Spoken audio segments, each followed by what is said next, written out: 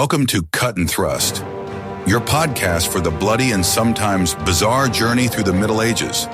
Whether it's dark battles, questionable hygiene, or hair-raising rulers, here you'll get history as it really was, raw and unfiltered. So grab your sword, put on your helmet, and let's dive into the wild world of the past. Hello and welcome to a new episode of the Battle Merchant podcast. I'm Hendrik. And I'm Carmen. Today we're talking about a material that has accompanied humanity for thousands of years. Leather. Exactly, and not just as a material, but as a genuine piece of cultural heritage. Humans started processing animal hides as far back as the Stone Age, as a byproduct of hunting. And they weren't stupid. They quickly realized that raw hide rots, so they had to find ways to preserve it somehow, by smoking it, for example, or with animal fats. That was basically the earliest form of preservation. And in the Middle Ages, things became really professional. What many people don't know is that the German word Leder, from Old High German Leder, could refer to both tanned hide and fur with hair still attached. But craftsmen did distinguish between them. Tanners and furriers even belonged to separate guilds. So there was no distinction between what we call leather today and fur? Right, linguistically the line wasn't always clear. But the craftsmen knew exactly what they were doing. The guilds were clearly separated. Let's look at the various uses though, because that's where it gets really interesting. Leather wasn't just for clothing, but for practically everything. Bags, belts, saddles, straps for tools. Book bindings, drum heads, even helmets in some cases. And of course, armor components, arm bracers for craftsmen, leather aprons for blacksmiths. The material was truly indispensable. When you think about it, we still have leather everywhere today. Shoes, jackets, bags, car seats. The difference is, back then, there were no alternatives. No plastic, no synthetic fabrics. Leather was the durable, weatherproof material. And it even had another function that has completely disappeared today. Which was? Animal hides were used as currency. It was called pelt money.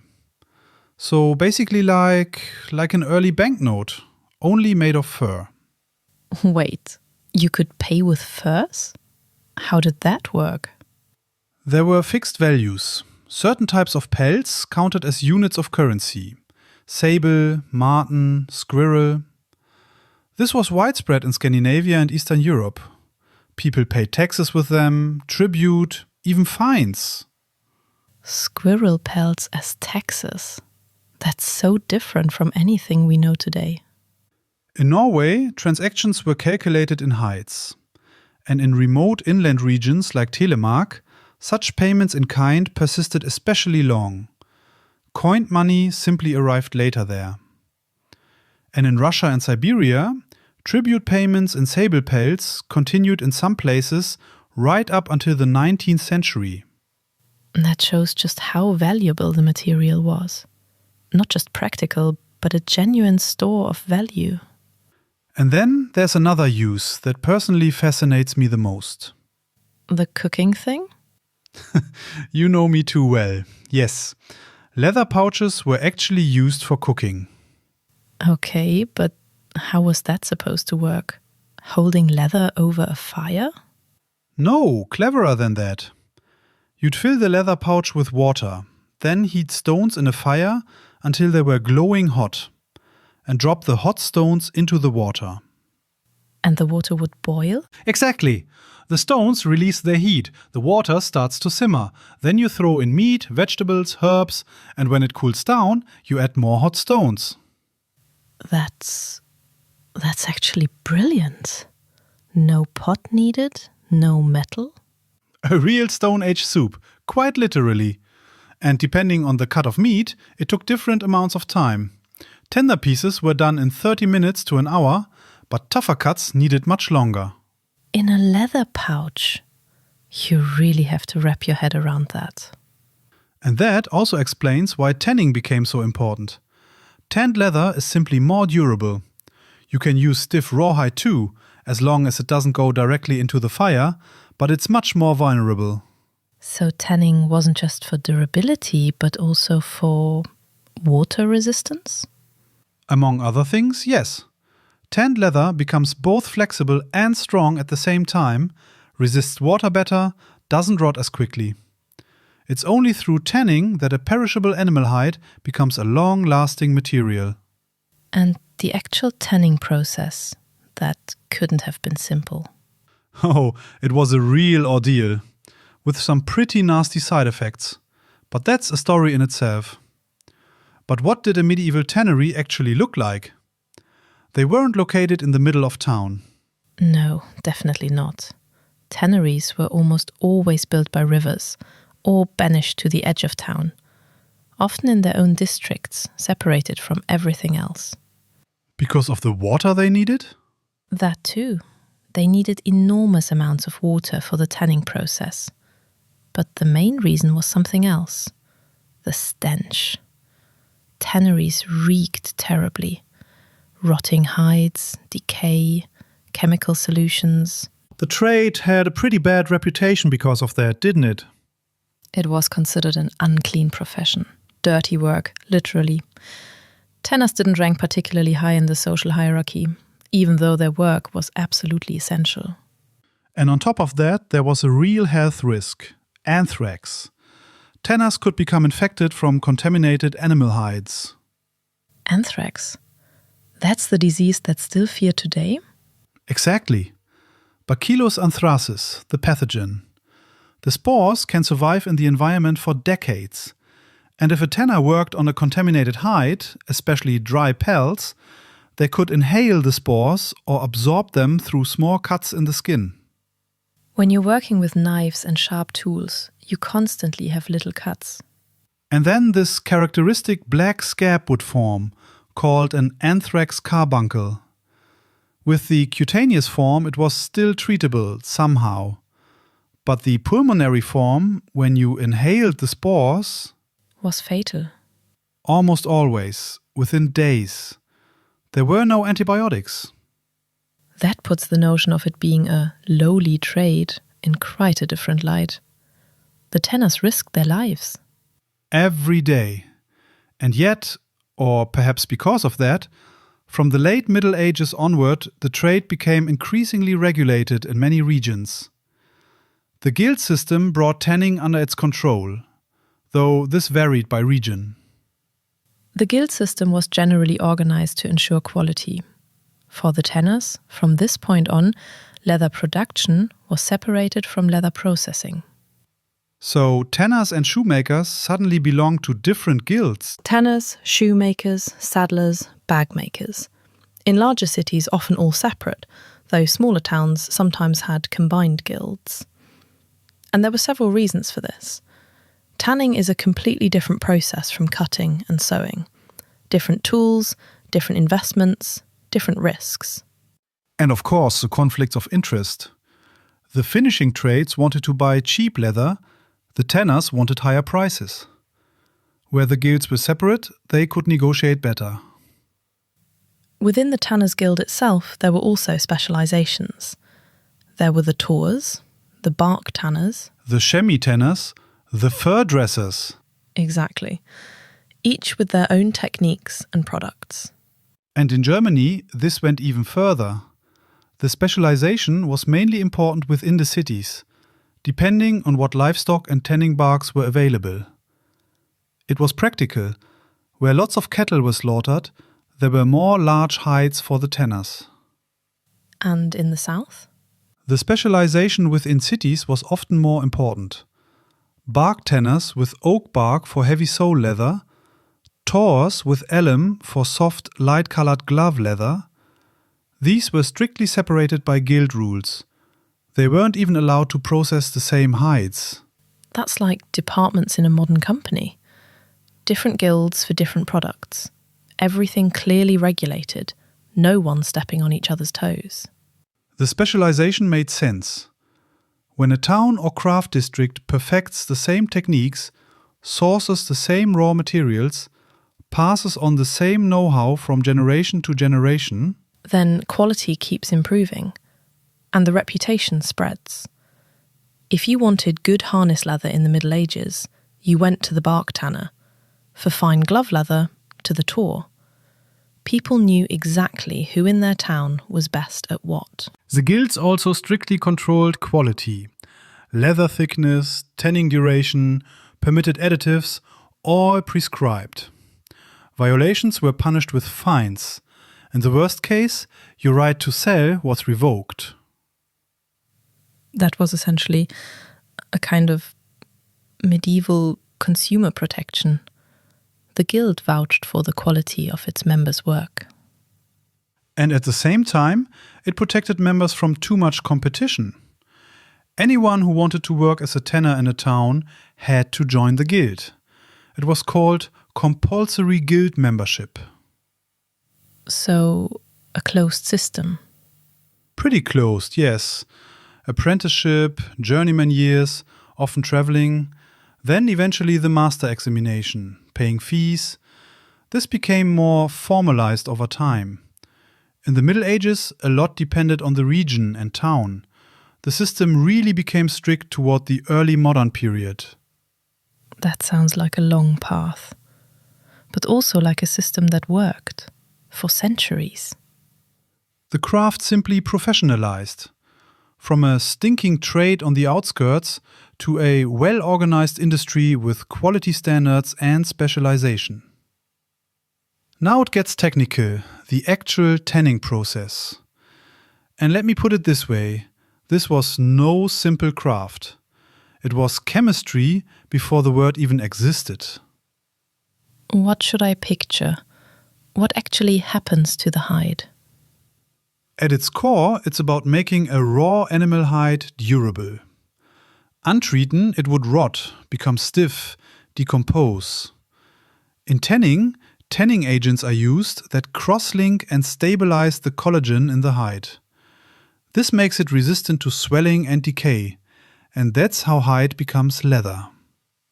And that makes the leather waterproof and, well, usable at all. Exactly. Tanned leather resists water, heat, microorganisms, and it becomes both flexible and strong at the same time. That's what's special about it. But getting there was a long process. How many steps were involved? Quite a few. First, the fresh hides were trimmed and unusable parts removed. Then they were preserved, either with salt or by drying. Or you worked on them immediately if you had the capacity. Fresh hides spoil quickly. Right, so speed was essential. The first real working step was called soaking. The hide went into water to restore its original moisture content. If it had been dried before, it was hard as a board. That makes sense. Dry leather is stiff and brittle. Only with moisture does it become supple again. Exactly. And then came the liming. That was a pit or vat filled with lime water. The hide would sit there for hours, sometimes days. What does the lime do? Two things.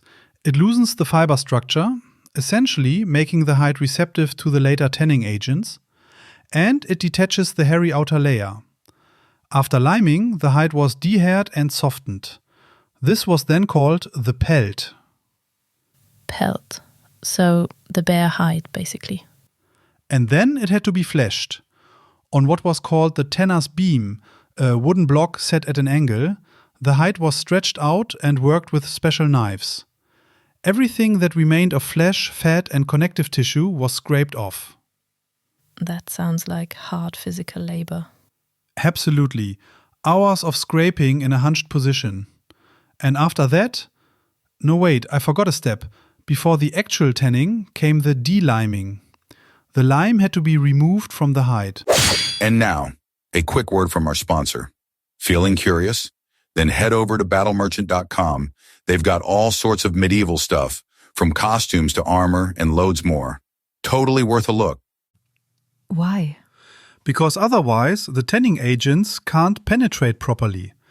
The pH level had to be brought back to a natural level. Only then was the hide ready for the actual tanning.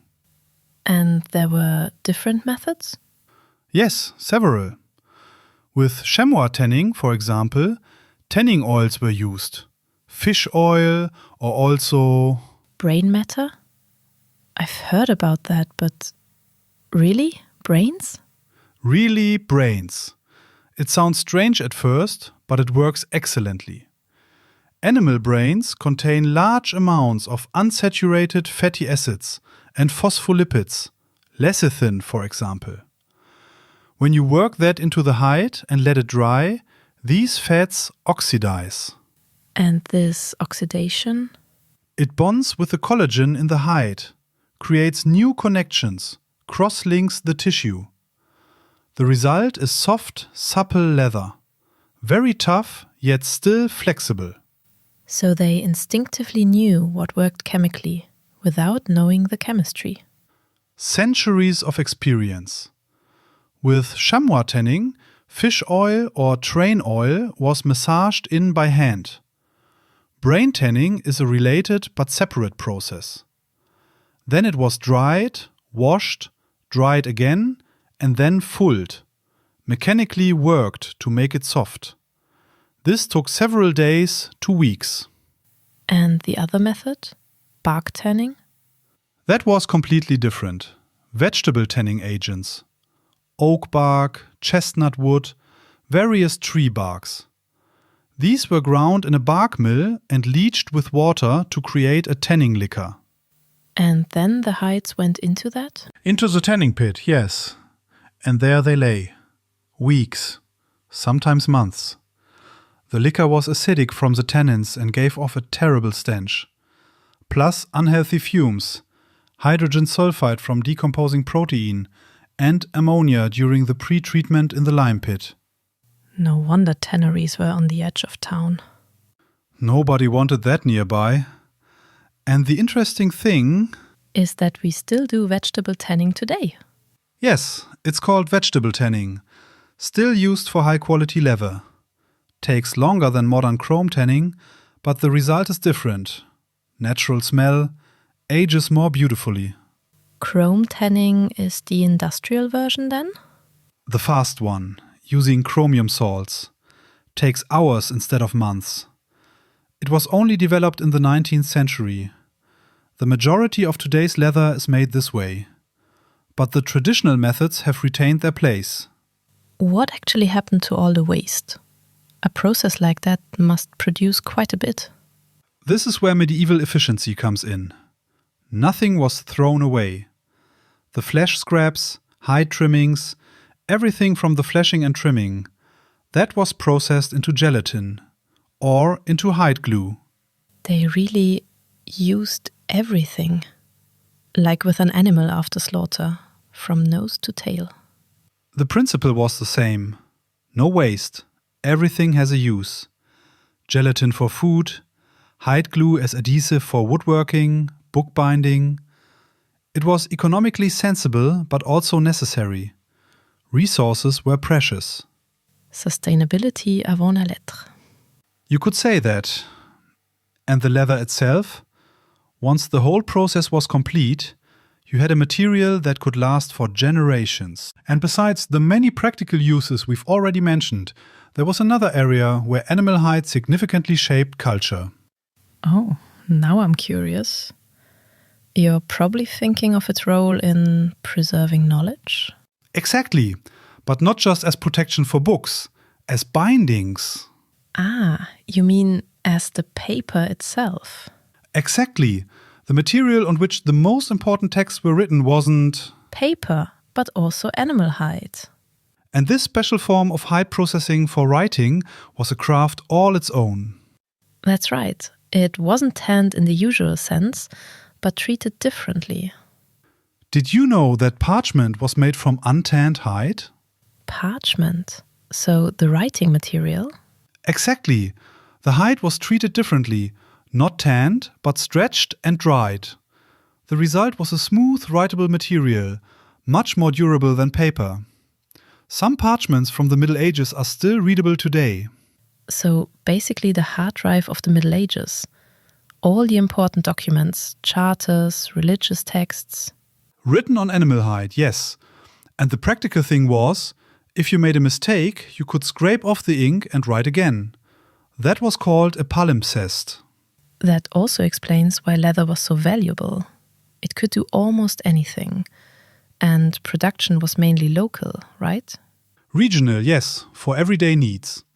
Every larger town had its tanneries. But high-quality leather, Cordovan from Spain for example, was traded over long distances. For ordinary needs, though, people worked with whatever material was available locally. That also explains why certain tanners in a town had such a good reputation. If a bark tanner produced particularly good sole leather, word got around, and demand came from outside the area too. Exactly. But for everyday items, shoes, belts, pouches, the leather came from the nearest tannery. Short distances, direct relationships between craftsmen. And was the material valued? Absolutely. Strength and weather resistance were the main reasons. Leather withstood wind and rain, was hard-wearing, could be repaired. That was precious in a time when you couldn't just go out and buy something new. When I think about it, the cooking in the leather pouch thing really shows how practical their thinking was. A material that withstands decent heat, at least indirectly, becomes quite water resistant when properly treated, and barely rots. Why wouldn't you use it in the kitchen too? They made a virtue of necessity. No metal pot? No problem, the leather pouch will do. And the fascinating thing is, this craft lives on. Vegetable tanning still exists. The techniques have been refined, but the principle has stayed the same. Proven over centuries. And anyone who holds a fine piece of leather today, whether for reenactment, LARP, or simply because it's beautiful, is part of a long tradition. That's exactly what I find so exciting about this topic. It connects us to a time that was so different, and yet the techniques, the materials, the appreciation for good craftsmanship, that has endured. A craft that has accompanied humanity, from the Stone Age to today. And that brings us to the end of this episode. I hope you enjoyed it as much as we did. If this topic interested you, head over to battlemerchant.com, where you'll find not only all kinds of leather products, but also many more fascinating articles about history and craftsmanship on the blog. Feel free to stop by. Until next time. Take care. And so we ride towards the end of this episode. Keep your sword sharp and your mugs full. We'll catch you in the next one.